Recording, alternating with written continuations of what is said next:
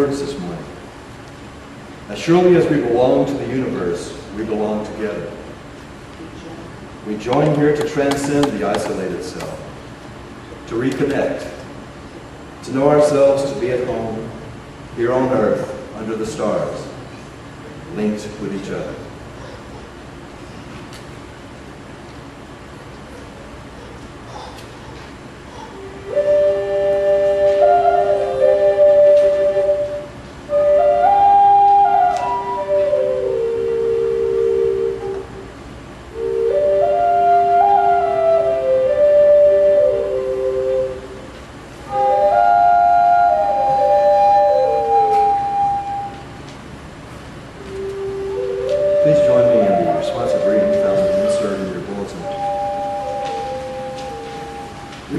Imperative to care for the earth, its vital ecosystems, and all living beings who inhabit it. We are creatures capable of good and evil.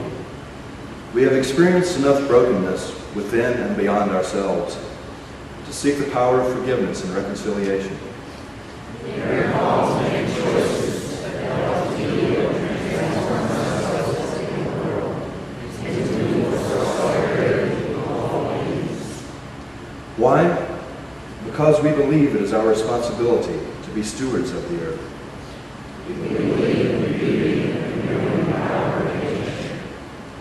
In response, we become more willing to replace the desire to consume with the responsibility to sustain.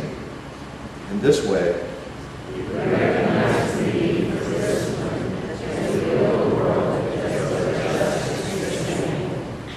We are called to be stewards, restoring the earth and protecting all beings. As we manifest this vision, may we cast yet another, and then another way, ever widening our circle of compassion.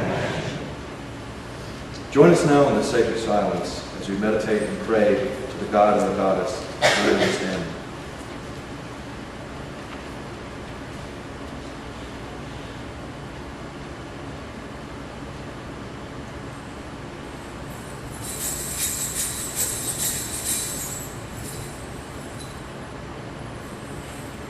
Before I begin, I wanted to do some acknowledgments. I wanted to thank Jennifer Estes for helping out with the East altar today, and for all the drummers. I see Mitch and Ron, Catrion, and Brandon. And if I missed anybody, thank you for helping out with that. And we're going to need you for the recession too, so stick around.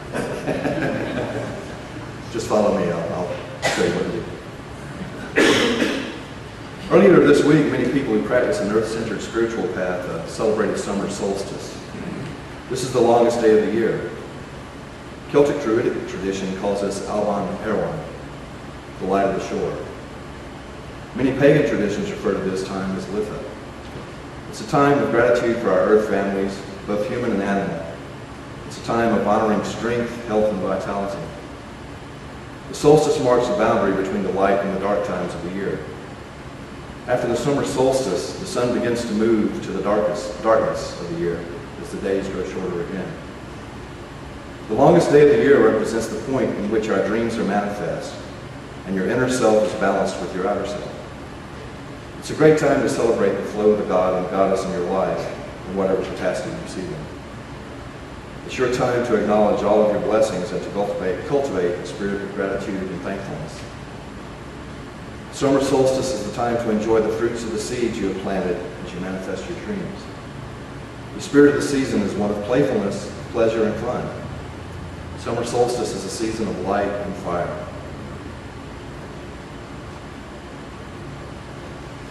Our modern word, church, comes from an Old English word for circle.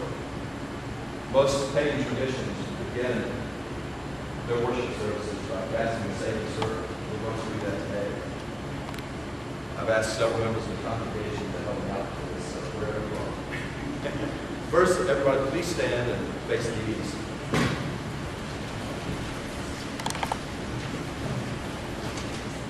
Guardians of the east, powers of air, you who are thought and the wind upon my face, winged eagle of the sky who is morning breeze in the wrath of storms, I call upon and invite your presence to witness this rite. And now join me in turn to the south. Guardians of the South, powers of fire, you are our passion and our hope. Great snake who lives within the poles of the home fires as well as wildfires. I call upon and invite your presence to witness this right. Now to the west.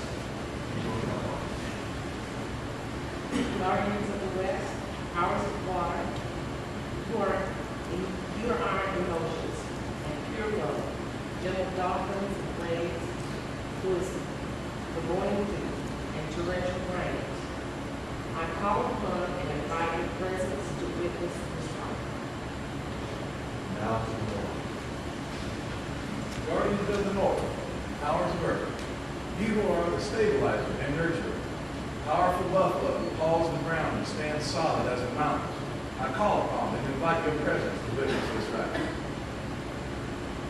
Sacred circle is cast, so move you.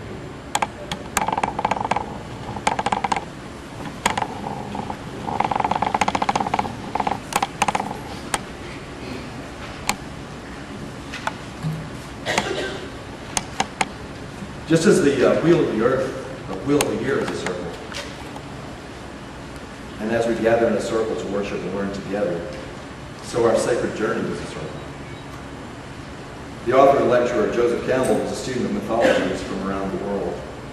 As he studied these myths and legends of many world cultures, he began to see a pattern in the way these stories were constructed. In the book, Hero with 1,000 Faces, Campbell outlines what has been called the monomyth. The monomyth can be seen as a template for sacred stories and legends. It can also be seen as a metaphor for your own spiritual journey. Today I'd like to use the monomyth as a roadmap. If you wish, you may follow along in the insert in your bulletin that outlines the sacred journey. As we continue on this adventure, bear in mind that we all go on many sacred journeys in our lifetime. As we near the end of our own journey, we often find ourselves at the beginning of yet another journey.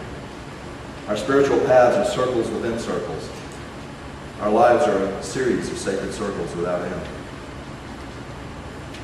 First step in the sacred journey is the call to adventure.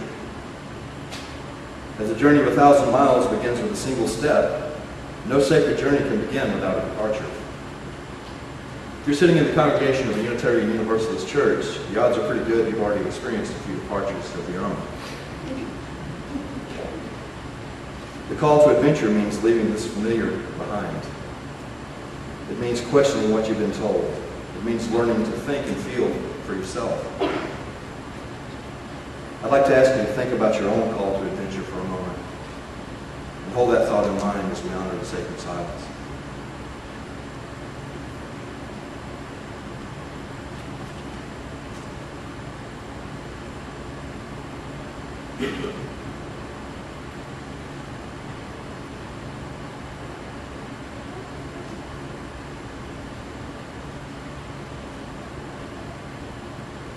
The next step is the refusal of the call. Leaving the familiar for unknown territory can be a frightening proposition. It's often easier to bear those ills we have than to fly off to ills that we know not of, as Shakespeare says. So there's often a refusal to the call to adventure. When you received your call to begin your own sacred journey,